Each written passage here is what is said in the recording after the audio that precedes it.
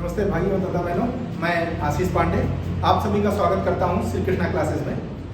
आज का मेरा ये जो इनिशिएटिव है ये कॉम्पिटिटिव एग्जाम में पूछे जा रहे मैथ और सी सेट के सेक्शंस में एक टॉपिक है मैथ का नंबर सिस्टम, उस पर आधारित है। नंबर सिस्टम के हर एग्जाम में वनडे एग्जाम जितने भी कराए जा रहे हैं स्टेट पीएससी के द्वारा, यूपीएससी के द्वारा, एसएससी के द्वारा, आरओ, लेखपाल, जितने भी कॉम्पिटिटिव एग्जामिनेशन है, यूपी पुलिस का हुआ, यूपीएसआई का हुआ, जो भी वनडे एग्जामिनेशन है, यदि उसमें मैथमेटिक्स का सेक्शन है तो उसमें नंबर सिस्टम से रिलेटेड एक क्वेश्चन, एक या दो, उस एप्लीकेशन के तहत एक से अधिक क्वेश्चन आप सॉल्व कर पाएंगे, लेकिन नंबर सिस्टम पर कम से कम एक क्वेश्चन आपको जरूर मिलेगा। अच्छा, यदि आप इस पे ट्रिक पे जाएंगे तो तमाम कोचिंग सेंटर्स हैं जो आपको, और मैथमेटिक्स से सॉल्वर हैं, गणितज्ञ हैं, जो कि अपने द्वारा सॉल्व करने के बाद क्वेश्चंस को ट्रिक देंगे आपको कि इस तरह के क्वेश्चनों में ये ट्रिक अप्लाई किया जाए और इसको 5 सेकंड या 10 सेकंड में सॉल्व किया जाए। मेरा जो मानना है भाई बहनों, मैं ये समझता हूँ कि जब आप अपने अभ्यास कक्ष में होंगे, पढ़ाई वाले कक्ष में होंगे, तो उस स्थिति में आपको वो ट्रिक भी बहुत अच्छे से समझ में आएगी और उसको जब आप प्रीवियस ईयर के क्वेश्चंस पे अप्लाई करेंगे तो भी आपको बड़ा जल्दी सॉल्व होगा और आप बहुत ही खुश होंगे कि मैं इस ट्रिक के द्वारा बहुत ही इजी वे में ये क्वेश्चन सॉल्व कर पा रहा हूँ। अब होता क्या है कि जब आप एग्जामिनेशन में बैठे, एग्जाम हॉल में बैठे, तो आपको नंबर सिस्टम से ही क्वेश्चन पूछना शुरू नहीं करेगा। उसके जो सेट हैं पेपर के ABCD, कौन सा सेट आपके सामने आया और आपके लक में कौन सा क्वेश्चन सबसे पहले आपकी आंखों के सामने आया, वो आप पहले निर्धारित कर नहीं सकते हैं। मान लीजिए कुछ ऐसे क्वेश्चंस आए जिसमें आप पजल्ड हुए और बाद में नंबर सिस्टम का क्वेश्चन आपके सामने आया और उस पर भी आप समझ नहीं पा रहे हैं कि कौन सी ट्रिक लगानी है। एक मैथमेटिक्स के 25 क्वेश्चनों में एक टॉपिक है नंबर सिस्टम।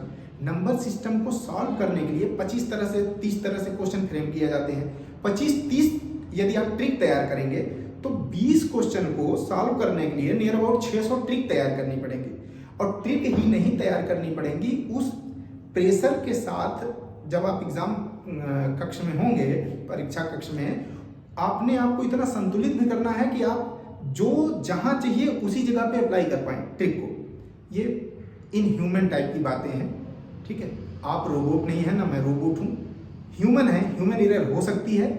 कभी ऐसा हो सकता है कि बहुत ही सस्ता क्वेश्चन आया था, बहुत ही आसान क्वेश्चन आया था, लेकिन आपने क्या किया, गलत ट्रिक लगा के उसको जो है गड़बड़ कर दिया, और फिर होता है कि आपका 0.5 से जो है पूरा का पूरा एग्जाम का रिजल्ट रुक गया है। तो ऐसी स्थिति को आप ना फेस करें, ऐसी असुविधा आपके जीवन में ना आवे, उसके रिगार्डिंग मैं क्या कर रहा हूँ, ये पूरा जो मैथमेटिक्स का सेशन है जिसमें कि कार्य है, कार्य का समय तथा चाल, दूरी, ये जितने भी प्रारंभिक गणित के जो क्वेश्चंस होते हैं उस पर मैं आपको टॉपिक वाइज टॉपिक वीडियो दूंगा यहाँ, और कोशिश करूंगा कि जो भी, यदि आप कमेंट सेक्शन में प्रीवियस ईयर के क्वेश्चंस को लेकर के कमेंट डालते हैं जिसको आप नहीं सॉल्व कर पाए हैं, या आपको जहां डाउट होती है, जहां कठिनाई आती है, तो आसान से आसान भाषा में मैं आपको समझाऊंगा। आप ये मान के चलिए कि आपको कुछ भी नहीं आता है, फिर भी ये वीडियो आपके लिए बहुत ही यूजफुल होगी। अच्छा, कुछ आपसे रिक्वेस्ट है, मेरी रिक्वेस्ट क्या है कि 1 से 20 तक के आपको स्क्वायर और क्यूब याद होने चाहिए, वर्ग और घन आपको याद होने चाहिए। इससे क्या होगा कि आपका थोड़ा सा समय बचेगा। आइए मैं आपको नंबर सिस्टम के पहले टॉपिक पे आता हूं और उसको समझाता हूं। ये तो हमारा आपका जो आपस में बातचीत का सेशन है, ये तो चलता रहेगा। आइए देखते हैं। यदि हम नंबर सिस्टम पे बात करें तो नंबर सिस्टम के अंतर्गत टॉपिक है आज का हमारा नंबर सिस्टम। संख्या पद्धति बोलते हैं। संख्या पद्धति के अंतर्गत मैं आज आपको यूनिट डिजिट, इकाई के अंक के रूप में जो क्वेश्चंस फ्रेम किए जाते हैं एग्जाम में, उस पे जो है अपना ये लेक्चर रखूंगा। तो देखिए, इकाई के अंक के रूप में कहां से आप शुरुआत करेंगे।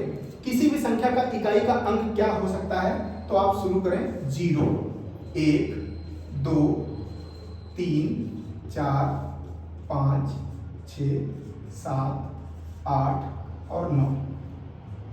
यही किसी भी संख्या को आप जब बनाएंगे तो इकाई के अंक के रूप में आपके सामने यही आएंगे, बट ऑब्वियस है, इतना तो सभी को क्लियर है। अब उसमें क्वेश्चंस आपके सामने कैसे फ्रेम किया जाता है। एग्जामिनर आपके सामने क्वेश्चन ऐसा रखेगा कि आप डरें। अगर इतना आसान भी रखेगा कि आप सोचेंगे कि मैं इसको सॉल्व कर दूंगा बहुत ही आसानी से, जैसे आपको 2023 का यूपीएससी का एक क्वेश्चन बताता हूँ, उसमें दिया था कि एक ऐसी संख्या है 9 अंकों की जिसके प्रत्येक अंक 1 है। प्रत्येक अंक क्या है? 1 है। उसी संख्या का उसी में गुणा करना है और जो गुणनफल आएगा उसको जोड़ने के बाद आपको बताना है कि वो कितना आ रहा है। जैसे मान लीजिए मैं जो अभी क्वेश्चन बोला हूँ वो आपके सामने रख रहा हूँ, 9 अंकों की संख्या है, तो 9 बार आप एक ऐसे खंडा काट लीजिए, एक एक एक एक एक एक एक एक एक, इकाई दहाई सैकड़ा हजार डजन लाख दशक 1 2 3 4 5 6 7 8 9 9, ये इस तरह की संख्या होनी चाहिए। अब इसका इसी में गुणा, ठीक है,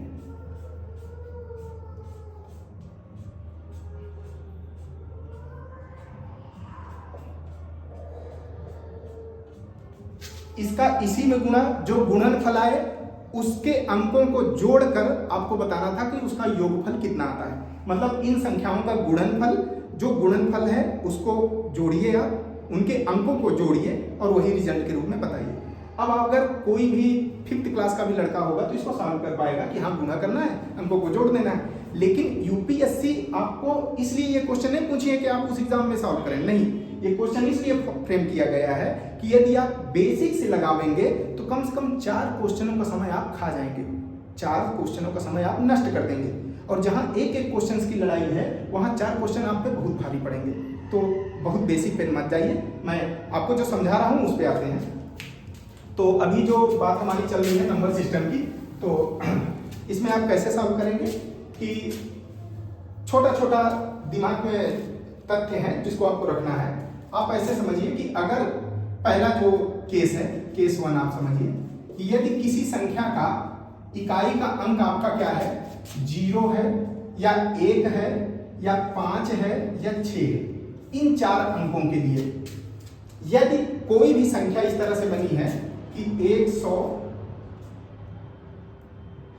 इकाई दहाई सैकड़ा हजार दस हजार 15, इसकी घात x y z कुछ भी किसी भी फॉर्म में लिखी हो, तो अब इसका जो रिजल्ट आएगा, जो भी परिणाम आएगा, इसका इकाई का अंक पूछा गया आपसे, तो आप कैसे बताएंगे? केवल इतना ही नहीं पूछा जाएगा। मान लीजिए एग्जाम में इतना तो हम तैयारी किए हैं, उसने ऐसे भी पूछ लिया कि अच्छा ठीक है, इतना तो आप याद किए हैं, 2026 की घात 300 3012 गुणते 1001 या 1011 की घात 1506। अब आप इसके परिणाम का इकाई का अंक बताइए, तो कुछ करना नहीं है, खंड खंड जो है सॉल्व करिए, एक एक को सॉल्व करिए, गुणा निकालिए इकाई के अंकों का, जो भी परिणाम आवे वही आप बताइए। अब आइए देखिए, इसके लिए मैं बात करता हूं। यदि इस तरह की संख्याओं में संख्या का इकाई का अंक 0 है, 1 है, 5 है या 6 है, इन 4 अंकों में से कोई भी है, अगर वो घात शून्य नहीं है, यदि वो घात शून्य नहीं है, जैसे मैं यहाँ x, इसको आप थोड़ा सा y समझें और ये z समझें, अगर ये x ये डज नॉट इक्वल टू हो 0 के, y भी डज नॉट इक्वल टू हो 0 के और z भी डज नॉट इक्वल टू हो 0 के, उस स्थिति में मैं बता रहा हूं आपसे कि इसका जो इकाई का अंक है 5 ही आएगा, इसका इकाई का अंक 6 ही आएगा और इसका इकाई का अंक 1 ही आएगा। उस स्थिति में आप देखिए इकाई का अंक 5 आ गया, गुणे यहाँ 6 और यहाँ सॉरी यहाँ 6 इधर, हाँ 6 और यहाँ 1, तो अब 6 पंचे 30 गुणे 1 या बराबर 30, या इकाई का अंक क्या आया आपका, इकाई का अंक आ गया 0। ठीक है, तो आप केवल ट्रिक पे मत जाइएगा, थोड़ा सा एप्लीकेशन भी लगाइए। आप तो सोचेंगे भैया तो बोले यहाँ 5 आएगा, यहाँ 6 आएगा, यहाँ 1 आएगा और वही आना चाहिए, नहीं, बीच में गुणा दिया है उसको भी आपको ध्यान में रखना है। तो यदि इस तरह का क्वेश्चन आपके सामने आता है जिसकी घात के इकाई के अंक के जगह पे 0, 1, 5 और 6 हैं, तो आप सामान्य सा ये दिमाग रखिएगा कि यही आएंगे जो इकाई के अंक के रूप में है। यदि उसकी घात शून्य नहीं है तो शून्य होगा, तो क्या होगा, एक बेसिक सा कॉन्सेप्ट है कि किसी भी संख्या की घात 0 बराबर उसका मान 1 होता है। ठीक है, तो उस स्थिति में आप इसको अप्लाई कर लीजिएगा। ये क्वेश्चन के ये ऐसा भी फ्रेम कर दूं, मान लीजिए यहाँ इसका जो है रख दे 10,000, ठीक है, या हाँ ये तो खैर 10,000 में तो वही लग जाएगा, मान लीजिए शून्य रख दे, तो उस स्थिति में आप इसको 1 मान के चलिएगा, 1 गुणे ये 6 और गुणे 1, तो अब इसका जो इकाई का अंक होगा वो आपका क्या आया, 6 आया, फिर शून्य नहीं आएगा, ये ध्यान दीजिएगा। अच्छा ये तो बात हो गई 0, 1, 5, 6 के लिए। अभी आपके ये साल हो गए 0, 1, 5 और 6, बच्चे कौन से हैं? आपके बचे हैं 2, 3, 4, 7, 8, 9। अच्छा अब दूसरे के लिए क्या करेंगे,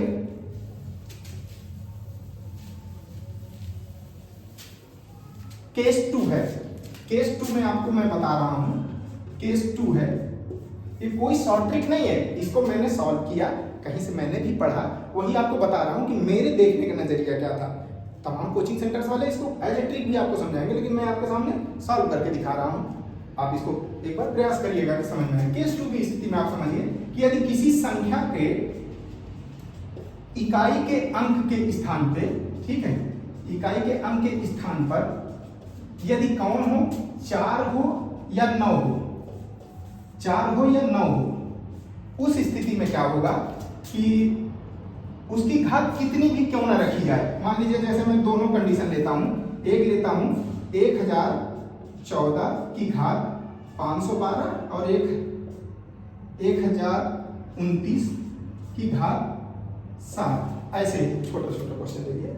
अब यहां देखिए 4 है और ये 9 है, ठीक, तो मैं इन्हीं के लिए बता रहा हूं कि उस स्थिति में ये जो घात है, ये जो घात है उसके लिए नियम है कि यदि ये घात विषम है, विषम है क्या ये घात, ठीक है, यदि घात क्या है, विषम है, तो वही अंक आएगा। मतलब अगर 4 की घात 1 है तो 4 ही आएगा, 4 की घात 3 है तब भी 4 आएगा, 4 की घात 5 है तब भी 4 आएगा, परिणाम का इकाई का अंक, और 9 है तब भी।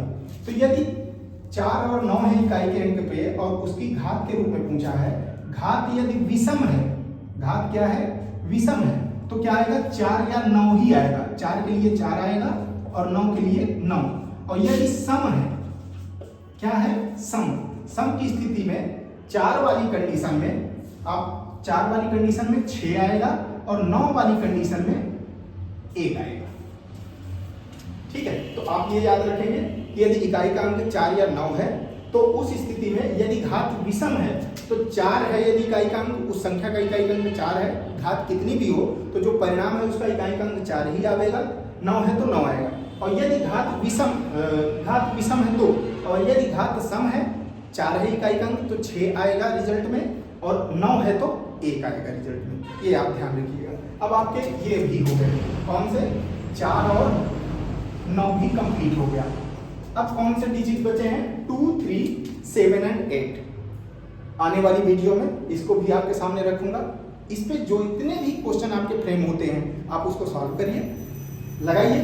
जो क्वेश्चन आपके नहीं हो पा रहे हैं, नहीं बन पा रहे हैं, आप चाहे यूपी पीसीएस की तैयारी कर रहे हो, यूपीएससी की तैयारी कर रहे हो, स्टेट पीएससी की तैयारी कर रहे हो, या यूपी पुलिस की तैयारी कर रहे हो, किसी भी वनडे एग्जामिनेशंस में जो मैथमेटिक्स के सेक्शन में क्वेश्चंस हैं और जिसे आप नहीं लगा पा रहे हैं या कठिनाइयां फेस कर रहे हैं, कमेंट सेक्शन में उस ईयर का या तो आप क्वेश्चन डाल दें तो बहुत ही बढ़िया है, अदरवाइज ईयर डालिए, क्वेश्चन परीक्षा का नाम डालिए, ईयर डालिए, क्वेश्चन का सेट अगर है ABCD तो वो डालिए, और पर्टिकुलर क्वेश्चन नंबर डालिए। मैं अपने आने वाले वीडियो में उस पर्टिकुलर क्वेश्चंस को एड्रेस करूंगा और आपके डाउट को क्लियर करूंगा। थैंक यू, नमस्ते।